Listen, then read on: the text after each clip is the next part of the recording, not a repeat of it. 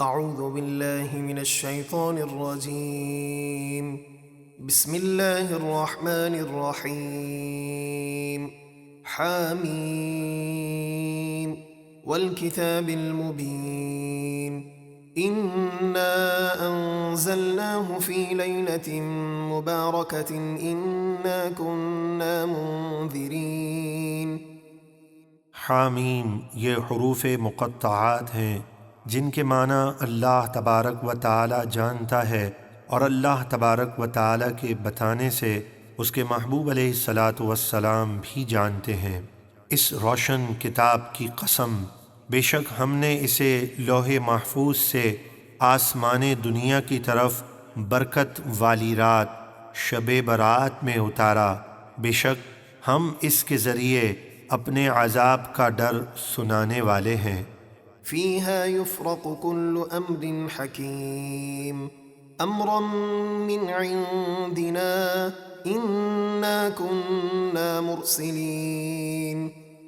اس مبارک رات میں ہر حکمت والے کام مثلاً رزق، موت وغیرہ کا فیصلہ کیا جاتا ہے ہمارے حکم سے، بے شک ہم ہی رسولوں کو بھیجنے والے ہیں۔ رحمة من ربك إنه هو السميع العليم۔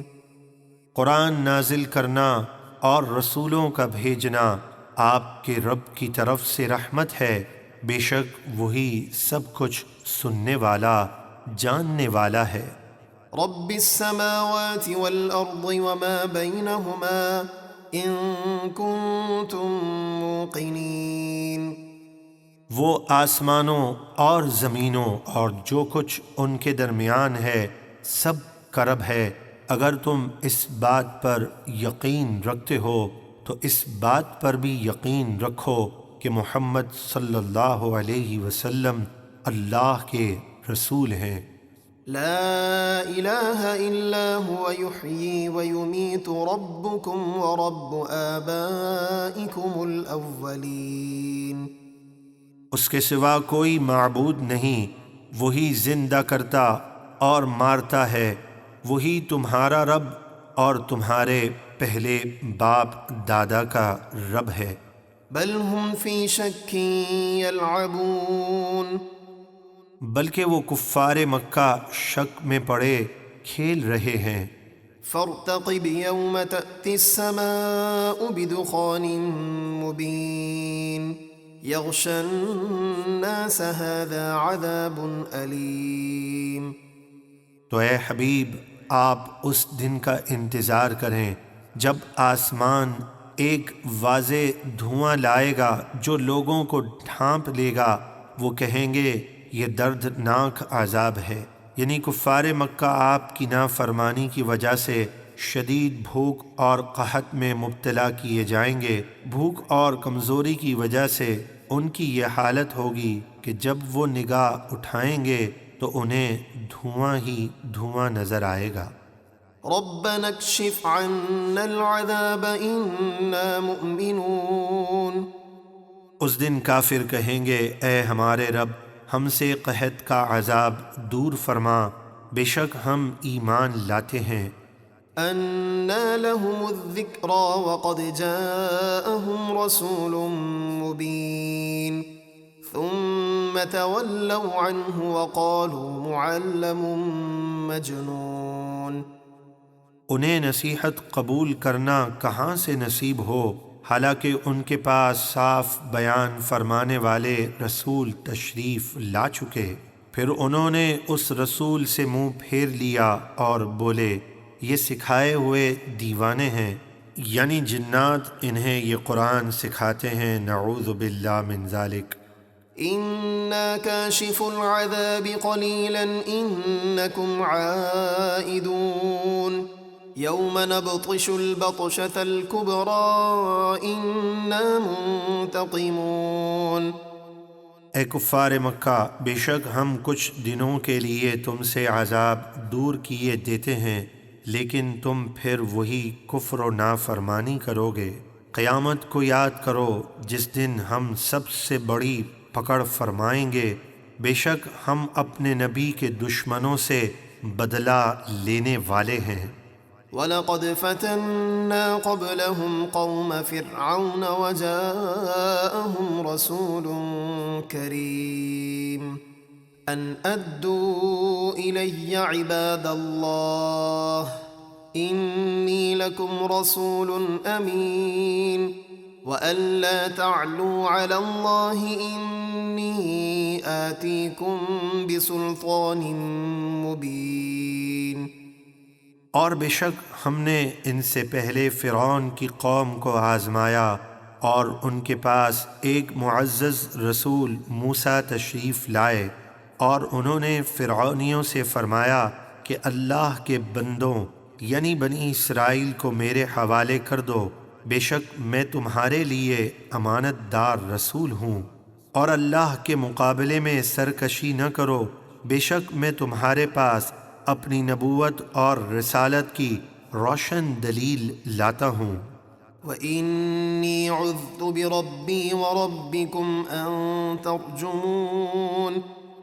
نصیحت قبول کرنے کے بجائے فرعونی موسیٰ علیہ السلام کو سنسار کرنے کی دھمکیاں دینے لگے، اور موسیٰ نے فرمایا بے شک میں اپنے رب اور تمہارے رب اللہ کی پناہ لیتا ہوں اس سے کہ تم مجھے سنسار کرو۔ وَإِن لَّمْ تُؤْمِنُوا لِي فَاعْتَزِلُونِ فَدَعَا رَبَّهُ أَنَّ هَٰؤُلَاءِ قَوْمٌ مُّجْرِمُونَ۔ اور اگر تم میرا یقین نہ کرو تو مجھ سے الگ ہو جاؤ، لیکن فرعونی نہ مانے تو موسیٰ نے اپنے رب سے دعا کی کہ یہ مجرم لوگ ہیں۔ فَأَسْرِ بِعِبَادِي لَيْلًا إِنَّكُم مُّتَّبَعُونَ۔ تو ہم نے حکم فرمایا اے موسیٰ میرے بندوں یعنی بنی اسرائیل کو راتوں رات لے کر مصر سے نکل جاؤ، بے شک فرعونیوں کی طرف سے تمہارا پیچھا کیا جائے گا۔ چنانچہ موسیٰ علیہ السلام روانہ ہوئے اور دریا پر پہنچ کر آپ نے عصا مارا، اس میں 12 خشک راستے بن گئے۔ آپ بنی اسرائیل کو لے کر دریا کے پار ہو گئے، پیچھے فرعون اور اس کا لشکر آ رہا تھا۔ آپ نے چاہا پھر عصا مار کر دریا کو ملا دیں تاکہ فرعون اس میں سے نہ گزر سکے، تو آپ کو حکم ہوا وَاتْرُكِ الْبَحْرَ رَهْوًا إِنَّهُمْ جُندٌ مُّغْرَقُونَ۔ اور دریا کے راستوں کو یوں ہی جگہ جگہ سے کھلا چھوڑ دیں، بے شک وہ فرعونی لشکر اس دریا میں غرق کر دیا جائے گا۔ كَمْ تَرَكُوا مِن جَنَّاتٍ وَعُيُونٍ وَزُرُوعٍ وَمَقَامٍ كَرِيمٍ وَنَعْمَةٍ كَانُوا فِيهَا فَاكِهِينَ۔ وہ فرعونی اپنے پیچھے کتنے باغ اور چشمے چھوڑ گئے، اور کھیت اور عمدہ مکانات اور نعمتیں جن میں وہ عیش کرتے تھے۔ كَذَلِكَ وَأَوْرَثْنَاهَا قَوْمًا آخَرِينَ۔ ہم نے یوں ہی کیا اور ان سب چیزوں کا وارث دوسری قوم یعنی بنی اسرائیل کو بنا دیا۔